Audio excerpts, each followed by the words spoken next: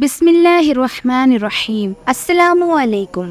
ذوالجناح کوئی عام گھوڑا نہ تھا، اسے رسول پاک صلی اللہ علیہ وسلم کی جیسی پاک شخصیت سے لقب خاص عطا ہوا تھا۔ اس کا اصلی نام مرتجس تھا، لیکن اس کی غیر معمولی جسامت اور قد و بال کی وجہ سے رسول کریم صلی اللہ علیہ وسلم نے اسے لقب ذوالجناح دیا۔ مورخین کے نزدیک ذوالجناح اور مرتجس دو الگ الگ گھوڑے تھے، لیکن یہ بات بعد میں مورخین کے نزدیک بعید از قیاس ہے۔ ذوالجناح جسمانی ساخت کے لحاظ سے دوسرے جانوروں سے مختلف تھا۔ اس کی پیشانی پر ایک خوشنما اور چمکدار ابھار تھا۔ مغربی دیومانی قصوں میں ایسے گھوڑوں کو یونیکارن کے نام سے پکارا گیا۔ روایت ہے کہ ذوالجناح کو رسول اللہ صلی اللہ علیہ وسلم کی خدمت میں تحفے کے طور پر پیش کیا گیا۔ واقعے کے مطابق مصر کے علاقے اسکندریہ یعنی الیگزینڈریا کے بادشاہ مکوکس نے ایک خاتون سودا بنت زمعہ کو اور ایک بے مثال گھوڑے کو روانہ کیا تھا۔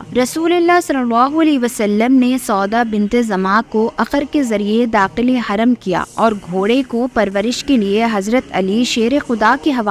کہا جاتا ہے کہ الیگزینڈریا میں ایک گھوڑا جو آزادی سے پھرتا دیکھا جاتا تھا، یہ گھوڑا افسانوی کردار کا مالک تھا۔ بہت سے بہادروں نے اس کو قابو کرنے کی کوشش ضرور کی مگر ناکام رہے۔ اس طرح اس گھوڑے کا قصہ عام ہوتا گیا۔ بادشاہ مکوکس نے رسول اللہ صلی اللہ علیہ وسلم کی خدمت میں بے مثال تحفہ بھیجنے کا ارادہ کیا تو سب سے پہلے اپنے کارندوں کو اسی گھوڑے کو پکڑنے کی خاطر روانہ کیا۔ مکوکس کے کارندے اس گھوڑے کو پکڑنے میں تو کامیاب ہو گئے، لیکن اس پہ سوار ہونے پر ناکامی ہوئی۔ چنانچہ اس گھوڑے کو اس طرح رسول اللہ صلی اللہ علیہ وسلم کی خدمت میں روانہ کیا گیا کہ اسکندریہ سے مدینے تک تمام راہ میں اس گھوڑے کو بڑے بہادر افراد قابو میں رکھتے رہے۔ جب اس منہ زور گھوڑے کو رسول اللہ صلی اللہ علیہ وسلم کی خدمت میں حاضر کیا گیا تو رسول اللہ نے اس جانور کو انتہائی پسند فرمایا۔ جب رسول اللہ نے اس کی گردن پر ہاتھ پھیرا تو اس نے خوشی کا اظہار کیا۔ اس کے ساتھ ہی رسول اللہ نے اسی وقت اس کو ذوالجناح کا لقب عطا فرمایا اور پرورش کے لیے اس کی رسی حضرت علی کو دے دی۔ ذوالجناح ان کے ساتھ ایسے چل پڑا جیسے صدیوں کی منزل کی تلاش میں بھٹکنے والے مسافر کی روح کو منزل پا لینے کے بعد قرار آ گیا ہو۔ نواسۂ رسول حضرت حسین جب چھوٹے تھے تب سے ہی آپ اس گھوڑے میں دلچسپی لینے لگے۔ ایک دفعہ حضرت حسین اپنے نانا حضرت محمد صلی اللہ علیہ وسلم کے پاس گئے تو حضور اپنے صحابہ اکرام کے ساتھ گھوڑے کے پاس ہی کھڑے تھے۔ آقا دو جہاں حضور اکرم صلی اللہ علیہ وسلم نے جب اپنے نواسے حسین کو اپنے پاس آتے دیکھا تو خوش ہو گئے۔ آپ نے فرمایا، اے پیارے نواسے، کیا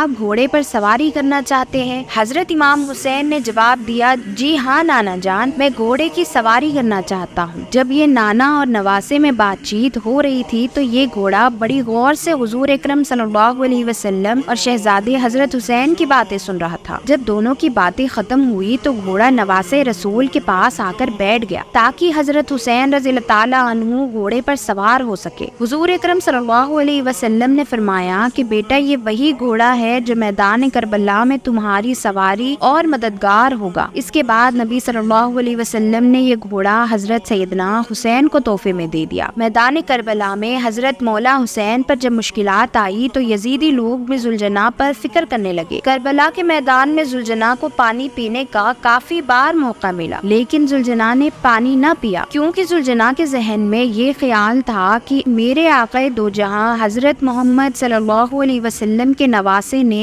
پانی نہ پیا، میں اپنے مالک کو پیاسا کیسے چھوڑ سکتا ہوں۔ جب حضرت حسین میدان کربلا میں گھوڑے سے زمین پر گرے تو وہ حضرت حسین کی حفاظت کرنے کے لیے آپ کے ارد گرد چکر لگانے لگا تاکہ آپ کو کسی دشمن کا تیر نہ لگ سکے۔ ذوالجناح کو اتنے تیر لگے کہ وہ تیر لگنے سے زخمی ہو گیا۔ ذوالجناح نے 60 سے زیادہ یہودیوں کو قتل کیا تھا۔ جب بدبختوں نے حضرت حسین کو شہید کیا تو گھوڑے نے اپنے آپ کو حضرت سیدنا حسین کے خون سے تر کر لیا اور اپنے اگلے پاؤں اٹھا کر زمین پر مارے، جس سے میدان میں ایسی گونج اٹھی کہ ساری یزیدی فوج گھوڑے کی طرف متوجہ ہو گئی۔ جب سپہ سالار عمر بن سعد کی نظر گھوڑے پر پڑی تو اس نے گھوڑے کو قابو کرنے کا ارادہ کیا لیکن وہ ناکام رہا۔ حضرت امام بخی سے روایت ہے کہ ایک شخص آپ کے پاس آیا کہ کربلا میں حضرت امام حسین کا گھوڑا کدھر گیا تھا۔ آپ نے فرمایا ابن سعد گھوڑے کو اپنے ساتھ لے جانا چاہتا تھا کیونکہ اس گھوڑے پر حضور اکرم صلی اللہ علیہ وسلم نے سواری کی تھی، لیکن یہ گھوڑا حضرت حسین کی شہادت کے بعد کسی کے بھی ہاتھ نہ لگا۔ گھوڑے نے اپنے آپ کو نہر فرات کے حوالے کر دیا تھا کیونکہ وہ ایسا گھوڑا تھا کہ اس پر حضرت امام حسین کی شہادت کے بعد کوئی بھی سواری نہ کر سکتا تھا۔ زخموں سے چور، آنکھوں میں آنسو لیے گھوڑا نہر فرات میں گرا اور دیکھتے ہی دیکھتے ابن سعد کے سامنے سے گھوڑا غائب ہو گیا۔